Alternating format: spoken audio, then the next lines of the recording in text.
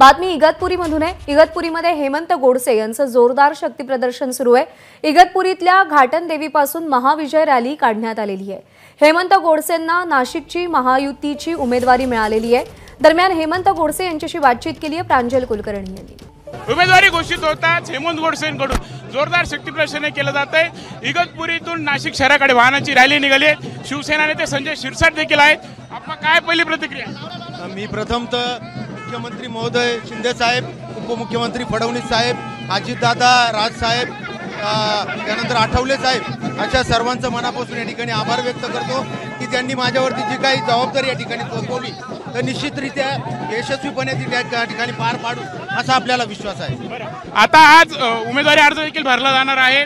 कसं टेन्शन होतं? अनेक दिवसापासून नाही, मला असं वाटतं का टेन्शन नाही। आमचा प्रचार सुरू होता, आपण आपली फेरी देखील या अगोदर झालेली होती, लोकांपर्यंत गेली। विद्यमान खासदार म्हणून आपण 10 वर्षापासून काम करतोय।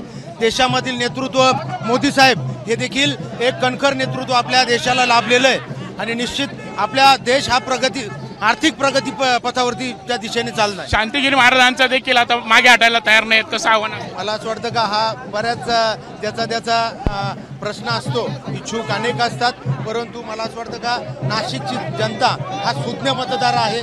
त्यांना नाशिक एक अशा याच्यावरती आलेलं आहे की निश्चित एक चांगल्या प्रगतीवरती, चांगल्या डेव्हलपमेंटवरती हे 5 वर्ष अतिशय महत्त्वाचे आहे नाशिकच्या प्रगतीच्या दृष्टीने आणि निश्चित मला असं वाटतं का नाशिककर विकासाच्या मुद्द्यावरती उमेदवाराला विनंती करणार शांतिगिरी महाराजांना। निश्चित आम्ही सर्वच पुन्हा एकदा विनंती करणार आहोत का आपण सर्वांनी या ठिकाणी म्हणजे सर्वच विनंती करणार आहोत का आपण थांबावं अशा प्रकारची विनंती महायुतीचे सर्वच नेते त्या ठिकाणी प्रयत्न करतात। कॅमेरामॅन किरण काटसह प्रांजल कुलकर्णी, एबीपी माझा, इगतपुरी, नाशिक। एबीपी माझा, उघडा डोळे बघा नीट।